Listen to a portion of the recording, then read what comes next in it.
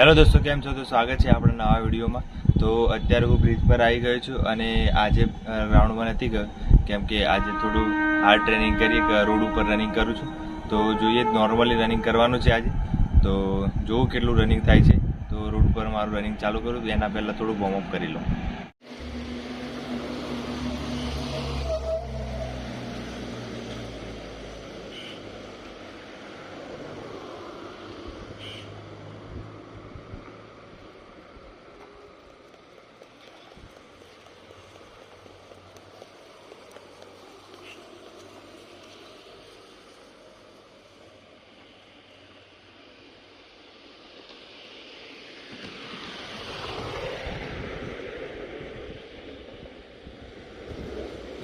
તો દોસ્તો, આજથી અમદાવાદમાં ઠંડી ચાલુ થઈ ગઈ છે. તો હવે ઠંડી થોડી લાગવાની શરૂઆત થઈ ગઈ છે. તો હવે રનિંગ કરવાની થોડી મજા આવશે.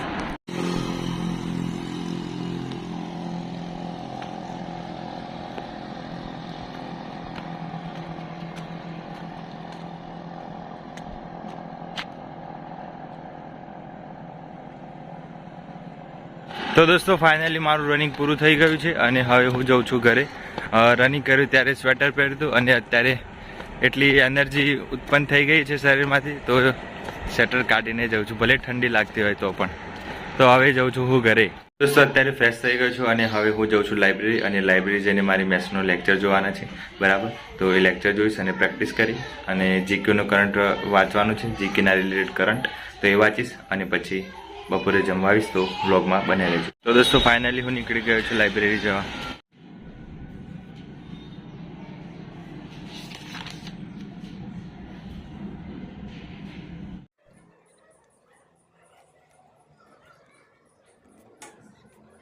તો દોસ્તો, બપોરના 2 વાગ્યા છે અને હવે હું જઉં છું ઘરે જમવા. તો વ્લોગમાં બનાવી રહેજો. હું 10 થી 12 કલાક કેવી રીતે વાંચું છું એ તમને વ્લોગમાં જણાઈ જશે. દોસ્તો, મેં જમી લીધું છે અને હવે હું જાઉં છું લાઇબ્રેરી.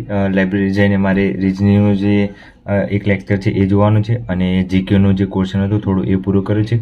અને હવે કેટલું થાય છે નેક્સ્ટ બતાવીશ ટાઈમ, બરાબર. તો વ્લોગમાં બનાવી રહેજો. હું કેટલું વાંચું છું એ તમને ખબર પડી જશે. વારંવાર તમે પૂછતા હોય છે કે કેવી રીતના હું વાંચું છું 10 થી 12 કલાક રનિંગની સાથે સાથે. તો મારા 10 થી 12 કલાક કેવી રીતના થાય છે એ તમને લાસ્ટ કાઉન્ટ કરીને બતાવીશ, તો તમને ખ્યાલ આવી જશે, બરાબર. એટલે તમે પણ એવી રીતની મહેનત કરી શકો છો. તો હવે મેં જમી લીધું છે, તો હવે હું પાછો જાઉં છું લાઇબ્રેરી અને અત્યારે વાગ્યા છે 2:30. તો ફટાફટ જતો રહું. 3 થી પછી કેટલા કલાક લાઇબ્રેરીમાં બેસું છું એના ઉપર આધાર છે. તો વ્લોગમાં બન્યા રહેજો. તો દોસ્તો, રાતના 8 વાગ્યા છે અને હવે હું જાઉં છું ઘરે. તો આજે 8 વાગ્યા સુધી લાઇબ્રેરીમાં વાંચ્યું છે. તો હવે ઘરે જઈને થોડું ફ્રેશ થઈ અને પછી રિવિઝન ચાલુ કરીશું. તો દોસ્તો, ફાઇનલી આપણે બેસી ગયા છે સ્ટડી ટેબલ ઉપર અને લાઇબ્રેરીમાં કેટલું વાંચ્યું તો હું કહી દઉં. જીકેનો થોડો ક્વેશ્ચન વાંચ્યો, પછી મેથ્સના એક્ઝામ્પલ સોલ્વ કર્યા બરાબરના. તો ચેપ્ટર પૂરું કરી દીધું આપણે, ચક્રવર્તી વ્યાજ, બરાબર. અને રિઝનિંગની બેઠક વ્યવસ્થા હતી એ પૂરું કર્યું, બરાબર. તો ઓલમોસ્ટ આજે બહુ ખાસું બધું કવર થઈ ગયું છે મેથ્સ રિઝનિંગમાં, અને જીકેનો ક્વેશ્ચન હતો એ, બરાબર. તો હવે મારે સ્ટડી ટેબલ ઉપર અત્યારે એટલા માટે બેઠું છું કે જેટલું મેં કર્યું છે એનું રિવિઝન ફાસ્ટ કરી દઉં અને પછી હું તમને દેખાડું કે મેં કેટલું વાંચ્યું છે અને લાઇબ્રેરીમાં વાંચવાથી શું ફાયદો થાય એ પણ હું લાસ્ટમાં કહીશ, બરાબર. તો વિડીયોમાં બનાવી રહેજો. આ ગણિતની બુક છે, એમાંથી આપણે પ્રેક્ટિસ કરવાના છે થોડા એક્ઝામ્પલ. તો થોડા એક્ઝામ્પલ હું પ્રેક્ટિસ કરી લઉં, બરાબર. અને પછી આપણે જે તમને માહિતી આપવાની છે એ વિડીયોમાં આપીશ.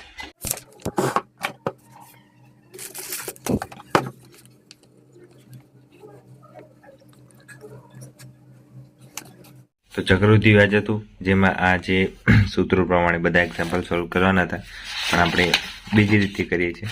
પણ આ બધા જેટલા સોલ્વ અગાઉ પૂછાયેલા હતા એ બધા ક્વેશ્ચનો સોલ્વ કર્યા છે. અગાઉની પરીક્ષામાં પૂછાયેલા એ સોલ્વ કર્યા છે અને થોડા પાછળ એક્સરસાઇઝ આપી છે એ સોલ્વ કર્યા, બરાબર. જેમાં આપણને વાંધો આવ્યો નહોતો. આ એક્સરસાઇઝ, બરાબર. તો આ જેટલા હતા એ બધા સોલ્વ કરી દીધા. એટલે આ ચક્રવૃદ્ધિ વ્યાજ પૂરું થઈ ગયું. અને પછી હતું આપણે છે એ તાર્કિક કસોટી, બરાબર. એમાં બેઠક વ્યવસ્થાનું જે ચેપ્ટર હતું એ પૂરું કર્યું, જેમાં હું તમને બતાવું બેઠક વ્યવસ્થા 171. બેઠક વ્યવસ્થામાં કેટલું કર્યું આજે મેં તો આ બેઠક વ્યવસ્થા છે, બરાબર, સિટિંગ એરેન્જમેન્ટ. તો આ રીતના બધા એક્ઝામ્પલ હતા. તો એમાં પ્રેક્ટિસ માટે પાર્ટ એ એક્સરસાઇઝ એ પૂરી કરી, બી પૂરી કરી, અને સેલ્ફ પ્રેક્ટિસના હતા થોડા ક્વેશ્ચન એ પૂરા કર્યા, બરાબર. તો આટલા હતા એ બધા ઓલમોસ્ટ ફટાફટ પૂરા કરી દીધા તમે લાઇબ્રેરીમાં, અને પૂરું કરી દીધું સિટિંગ એરેન્જમેન્ટ બધું, બરાબર. તો આજે આ 2 સબ્જેક્ટ પૂરા કર્યા અને જીકેનો પોર્શન હતો એ પૂરો કર્યો. તો મારો જે ટાર્ગેટ હતો એ પ્રમાણે જે સબ્જેક્ટ લઈ જાઉં છું એમાં જે ચેપ્ટર પૂરા કરવાના છે પૂરા કરી દઉં છું, બરાબર. અને એ રીતના મારું શેડ્યુલ ચાલે છે. તો તમે આખા વ્લોગમાં જોયું હશે કે હું સવારે લાઇબ્રેરીમાં જાઉં છું, તો 8 થી 1 હું લાઇબ્રેરીમાં વાંચું છું, એ 5 કલાક જેવું થાય છે, બરાબર. અને બપોરે જમવા આવું છું તો 2 વાગે જમી અને પછી 3 વાગે પાછો જતો રહું છું.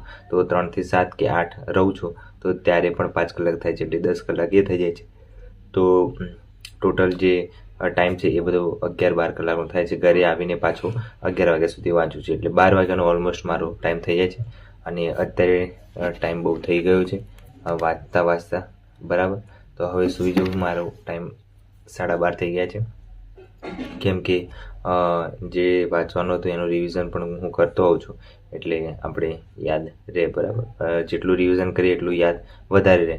અને એ વસ્તુ છે કે તમે લાઇબ્રેરીમાં વાંચો, ઘરે વાંચો, વાંચવાનું તો સેમ જ છે, પણ એમાં એવું હોય છે કે થોડો લાઇબ્રેરીમાં તમે જાઓ તો તમને થોડો માહોલ મળે. ઘરે તમે રહો તો તમે કંઈ બી કામ હોય, ઊંઘ આવી જાય, આરામ કરી લે, થોડું એવું હોય. પણ ગામડે કંઈ લાઇબ્રેરી ના હોય તો તમે વાંધો નહીં, ગામડે પણ મહેનત કરી શકો છો, એવું કશું નથી. પણ એક અલગ માહોલ રાખવાનો તમારે જ્યારે તૈયારી કરતા હોય ત્યારે. તો તૈયારી કરવા બેસો ત્યારે પલંગ ઉપર સૂતા વાંચો, એવું બધું નહીં કરવાનું. પ્રોપર જગ્યાએ જઈને વાંચવાનું, જે તમારે સ્ટડી ટેબલ બનાવેલું હોય, કાં તો નીચે બેસીને વાંચતા હોય, ગમે ત્યાં, પણ પ્રોપર જગ્યાએ બેસીને જ વાંચવાનું, એટલે તમને આળસ ના આવે અને મહેનત તમારી સાચી દિશામાં રહે, બરાબર. તો ગમે ત્યારે વાંચવા બેસો, વિદ્યા લો ત્યારે એક પ્રોપર જગ્યાએ જ રાખવાની, ત્યાંથી જ આપણે વિદ્યા શરૂઆત ત્યાંથી જ કરવાની, બરાબર. એટલે લાઇબ્રેરી એટલા માટે હું જાઉં છું કે ત્યાં માહોલ બધું, એટમોસ્ફિયર બધું સારું હોય અને આપણે વાંચીએ તો આપણને મજા આવે, બરાબર. કેમ કે બધા વાંચતા હોય, કોમ્પિટિટર હોય આપણી સાથે, તો આપણને એમ થાય કે લાવો એના કરતાં પણ આપણે થોડું વધારે વાંચીએ. પેલો વાંચે છે તો હું વાંચું, પછી કોઈ એવું ના થાય કે આપણે પેલો મહેનત કરે છે તો આપણે નથી કર્યું એમ. એટલે ઘરમાં હોય આપણે એકલા, એટલે આપણને ખબર ના કે આપણે મહેનત કરીએ છીએ એમ. પણ લાઇબ્રેરીમાં હોય તો આપણને ખબર હોય કે બાજુવાળો કેટલી મહેનત કરે છે તો આપણે કેટલી કરવી જોઈએ, એટલે એટલી આપણને કોમ્પિટિશન ખબર પડે, એટલે વાંચવાની મજા આવે, બરાબર. તો એ રીતની બધી પ્રેક્ટિસ કરવાની અને ધ્યાન રાખવાનું કે આજુબાજુમાં માહોલ શું ચાલે છે અત્યારે. તો આપણે એ રીતની મહેનત થોડી વધારી દેવી જોઈએ. કોઈક 8 કલાક મહેનત કરતો હોય તો આપણે 10 કલાક મહેનત કરવાની, તો એ રીતના મહેનત વધારી દેવાની, એટલે સિલેક્શનના ચાન્સીસ વધી જાય. એટલે બને ત્યાં સુધી મહેનત વધારી દેવાની અત્યારે, કેમ કે બધા મહેનત અત્યારે કરતા જ હોય છે અને કોમ્પિટિશન એટલી વધારે છે, એટલે જે મહેનત કરે એને નોકરી મળે એવું છે. એટલે આ રીતની થોડી માહિતી આપવાની હતી મારે, તો મેં આપી દીધી છે, બરાબર. અને વિડીયોમાં તમને ખાસું બધું જાણવા મળ્યું જ હશે, કેમ કે જે તમે ટાઈમ ટેબલ ફોલો કરો છો, અમુક વાર કોઈ ફોલો નથી કરતા હોતા, આડેધડ બસ વાંચતા જ હોય છે. પણ ટાઈમિંગમાં ટાઈમ ટેબલ તમે બનાવી દો, સવારે રનિંગ કરવા જાઓ છો કાં તો સાંજે રનિંગ કરવા જાઓ છો, પછી જેટલો ટાઈમ બચે છે એ બધો ટાઈમ તમે વાંચવામાં કાઢો, અને એ પ્રોપર ટાઈમ બનાવો કે સવારે મેસેજ નહીં કરીશું તો સાંજે જીકેનો કોઈ સબ્જેક્ટ લઈશું, તો એ રીતનું ટાઈમ બનાવો, બરાબર. એટલે મેં એટલા માટે જ ટાઈમ બતાવી દીધું કે તમે અમુક વાર કોમેન્ટ કરતા હો છો કે રનિંગની સાથે સાથે આટલી તૈયારી ના થાય, પણ થઈ જાય છે, બરાબર. રોજ રનિંગ કરવા ના જવાનું, જો થઈ જતું હોય તો ઓલ્ટરનેટિવ જઈ શકો છો, બરાબર. તો મહેનત એ રીતના કરો કે રનિંગનું પણ ટાઈમ આપો અને પછી બીજો જે દિવસ બાકી રહે છે એ બધું પ્રિપેરેશનમાં ધ્યાન આપવાનું, બરાબર. એટલે સિલેબસ થોડું લેન્થી છે, એટલે તૈયારી થોડી વધારે કરવી પડે અને સબ્જેક્ટ વાઇઝ તૈયારી કરવી પડે, એટલે બધા સબ્જેક્ટ સાથે લઈને ચાલવાના. એક સબ્જેક્ટ આખો દિવસ વાંચશો તો બોરિંગ લાગશે, પણ અલગ અલગ સબ્જેક્ટ તમે વાંચશો તો તમને વાંધો નહીં આવે.